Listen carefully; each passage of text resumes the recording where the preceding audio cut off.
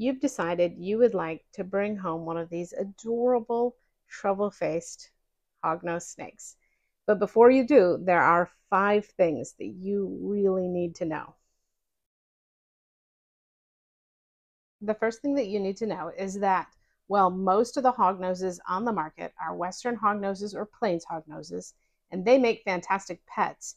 Hognose is an umbrella term for a variety of species that have a little shovel-faced look to them. And not all hognose snakes make excellent pets.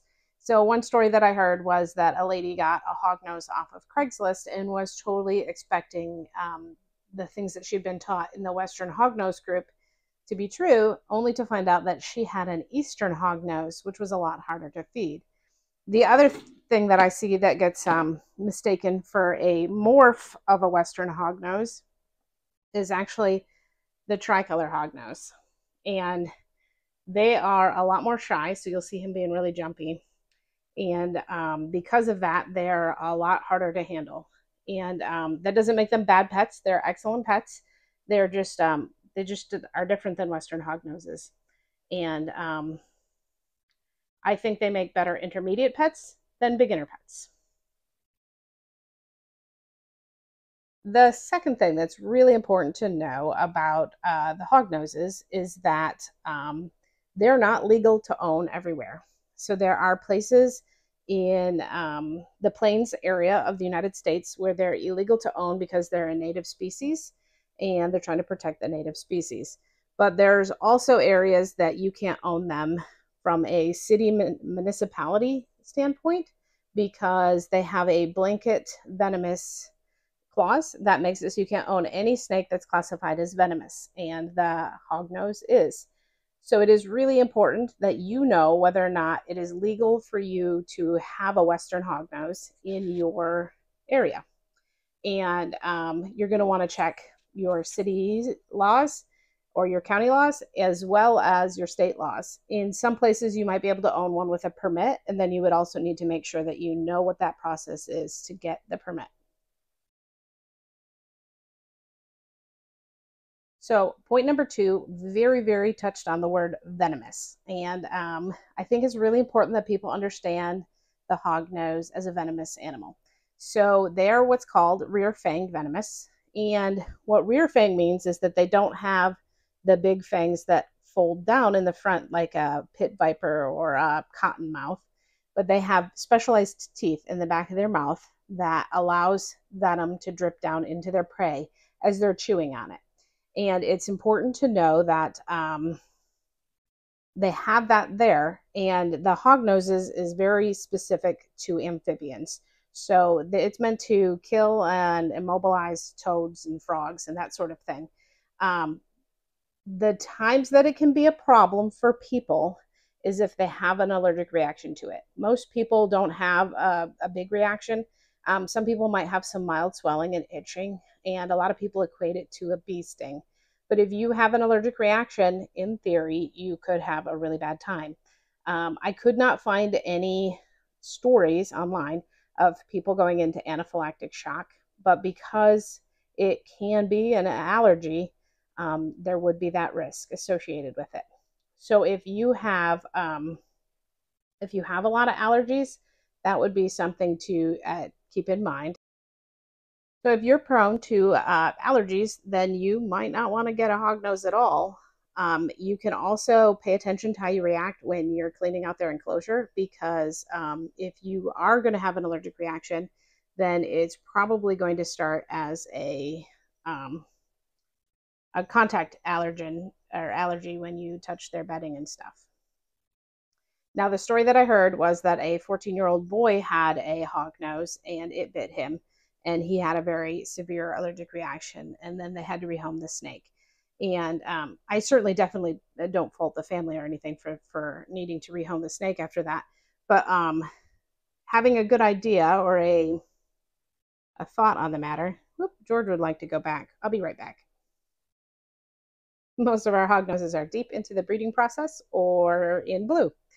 And George there was flailing about like he was ready to be done, so we put him back. Anyway, you definitely want to make sure that you are taking allergies into consideration before you get an animal that could cause allergies. The fourth thing that you need to keep in mind is that some of the behaviors that people really get excited about and talk about wanting to own a hognose snake for are not actually good signs. So I've heard a lot of people be like, I love the fact that they're big drama noodles and I would love to get one to see it play dead. And the truth is that if your pet hognose snake is playing dead and is not a brand new baby, then, well, even if it is a brand new baby, it's actually a severe sign of stress. They're playing dead because they're so scared that they want to make you go away. And what was that?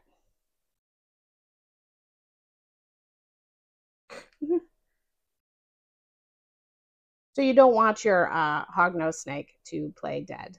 You really don't.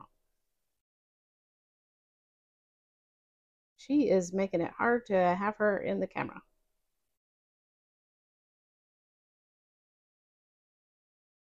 Now they may also huff and puff and do hissy fits. I have a couple that are big hissy girls, and I'll show you those in just a second. Um, this girl here is actually really new to us, and she's a pretty hissy. Of course, she's not going to hiss at me now, and just when you want her to. Um, and some people find that funny too. But whoop, you want to keep an eye on where you're going. So you definitely don't want to buy them for the behaviors that are just them being very stressed out. That just isn't really a good idea, because you would like your hognose snake to be a confident snake that isn't afraid of you and the world around it. The last thing that I think is really important for people to know before they get a hognose snake is that they do go on hunger strikes. It's not all of them, and it's not on a regular basis, but it can be really, really stressful for new keepers. When I first got Martha, she took a lot to get eating, and then she ate for 2 months consistently, and I was super excited and glad that we were off of the hunger strike. And then she stopped eating, and she didn't eat for 5 months. And it was really stressful. She was 12 grams, and she didn't actually lose any weight in that time. I monitored her weight really closely, and I scented her pinkies on a regular basis with a variety of different things, trying to get her to eat. And then I bought Reptilinks, and the first offering of Reptilinks, she didn't eat them, and I was like, oh no, it's not going to help. And then she did eat the second offering, and after that, she hasn't stopped eating since, and even sometimes is so ready to eat that she'll grab herself or act like she's going to grab the person trying to feed her. So she's definitely gotten back to eating, and it's now been a year of, or no, it's been about 6 months that she's been eating really well. 8 months that she's been eating really well. But it can be really, really stressful to have a snake that's not eating, and the Western hognose can definitely be one of those snakes. Now, I don't think they're as bad as ball pythons. Okay, the ball pythons aside, the Western hognoses can also be as stressful about that. So these are 5 things that you really need to know before you get a Western or Plains hognose. Now, the Western or Plains hognose is the same snake. They're just 2 different names. And I think that in recent times, the scientific community has reclassified the Western hognose as the Plains hognose. It's still the same species, but and it's the most common on the pet market. So you're most likely to find lots of them in a variety of colors and patterns. Um, that being said, they are still really, really amazing snakes, and they make great pets.